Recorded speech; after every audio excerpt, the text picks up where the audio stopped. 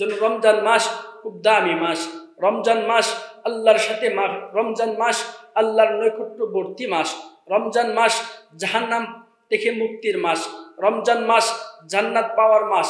রমজান মাস কবরের রাস্তা পার হওয়ার মাস। রমজান মাস ফুলসেরাতের রাস্তা পার হওয়ার মাস। রমজান মাস হাসরের ময়দানের রাস্তা পার হওয়ার মাস। রমজান মাস আল্লাহর সাথে সম্পর্ক গড়ার মাস। রমজান মাস নবীর সাথে সম্পর্ক গড়ার মাস। রমজান মাস হলো ইবাদতের বসন্তকাল। আল্লাহ তাআলা কোরআনে কারিমে বলেন, ইয়া আইয়ুহাল্লাযীনা আমানু কুতিবা আলাইকুমুস সিয়ামু কামা কুতিবা আলাল্লাযীনা মিন ক্বাবলিকুম লাআল্লাকুম তাত্তাকুন। হে ঈমানদারগণ, আমি তোমাদের উপর রোজাকে ফরজ করে দিয়েছি। আল্লাহ তাআলা কোনো কাফের বেঈমানদেরকে ডাক দেন নাই, ইহুদি নাসারাদেরকে ডাক দেন নাই। আল্লাহ তাআলা ঈমানদারগণকে ডাক দিয়ে বলতেছেন, ইয়া আইয়ুহাল্লাযীনা আমানু কুতিবা আলাইকুমুস সিয়াম। হে ঈমানদারগণ, আমি তোমাদের উপর রোজা ফরজ করে দিয়েছি। আমরা যদি আল্লাহকে জিজ্ঞাসা করি, মাওলা আপনি কি শুধু আমাদের উপর রোজা ফরজ করে দিয়েছেন?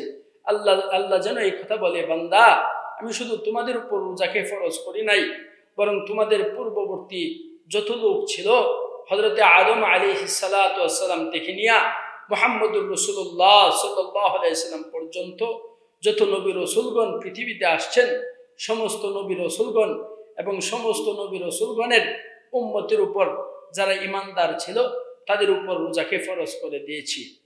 ঠিক তেমনি ভাবে তোমাদের উপর রোজাকে ফরজ করে দিয়েছি। যদি তোমরা রমজানের রোজা রাখো, আমি আল্লাহ তোমাদেরকে পুরস্কৃত করব। সুবহানাল্লাহ। হাদিসের মধ্যে আছে, রাসূল আকরাম সাল্লাল্লাহু আলাইহি ওয়াসাল্লাম বলেন, কোন বান্দা যখন রোজা রাখে সেজন্য আল্লাহ তাআলার হুকুম পালন করলো। রমজানকে আল্লাহ তাআলা নিজে সাজাইছেন। রমজানকে আল্লাহ তাআলা নিজে সাজাইছেন। যত ইবাদত আছে সব ইবাদতের নেক আমল লিখেন ফেরেশতারা। নামাজের নেক আমল লিখেন ফেরেশতারা। যাকাতের নেক আমল লিখেন ফেরেশতারা। হজের নেক আমল লিখেন ফেরেশতারা। দান সদকার নেক আমল লিখেন ফেরেশতারা। কিন্তু রমজানের রোজা যারা রাখে তার নেক আমল লিখেন স্বয়ং আল্লাহ তাআলা। সুবহানাল্লাহ। তাফসীর ইবনে কাসিরে আছে, রহমতের নবী বলেন যে কোনো বান্দা যখন রমজানের রোজা রাখে, ডান কাঁধের ফেরেশতাকে আল্লাহ যেন বলে, ফেরেশতা তুমি আমার বান্দার নেক আমল লিখো না। ফেরেশতা যেন মাওলাকে বলে, মাওলা আমি কেন আপনার বান্দার নেক আমল লিখবো না? আল্লাহ যেন ফেরেশতাকে ডেকে বলেন, ফেরেশতা আমার বান্দা রোজা রাখছে। ফেরেশতা আমার বান্দা আমাকে দেখে নাই। ফেরেশতা আমার বান্দা জান্নাত জাহান্নাম দেখে নাই। ফেরেশতা আমি শুধু আমার বান্দাকে বলছি, ইয়া আইয়ুহাল্লাযীনা আমানু কুতিবা আলাইকুমুস সিয়ামু কামা কুতিবা আলাল্লাযীনা মিন ক্বাবলিকুম লাআল্লাকুম তাত্তাকুন। ফেরেশতা আমি শুধু আমার বান্দাকে বলছি, বান্দা তোমার উপর রোজা ফরজ করে দিয়েছি। আর ওই বান্দা আমার কথা শুনে আমার রোজা রাখছে, আমার জন্য রোজা রাখছে। এই জন্য ফেরেশতা তার নেক আমল তুমি লিখো না, আমার বান্দার নেক আমল আমি আল্লাহ আমার কুদরতি হাত দিয়া লিখব। সুবহানাল্লাহ। জন্য রমজান মাস খুব দামি মাস। রমজান মাস আল্লাহর সাথে রমজান মাস আল্লাহর নৈকট্যবর্তী মাস। রমজান মাস জাহান্নাম থেকে মুক্তির মাস। রমজান মাস জান্নাত পাওয়ার মাস।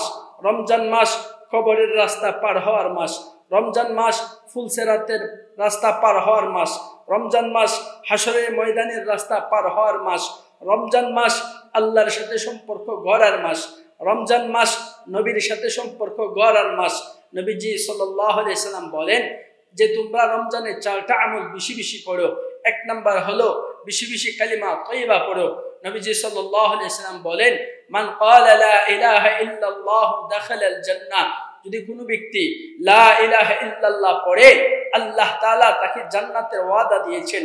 যদি কোনো ব্যক্তি লা ইলাহা ইল্লাল্লাহ পড়ে, কোনো কারণে যদি সে জাহান্নামেও যায়, লা ইলাহা ইল্লাল্লাহ পড়ার কারণে তার জাহান্নামের শাস্তি ভোগ করার পরে আল্লাহ তাআলা তাকে মাফ করে দিবেন।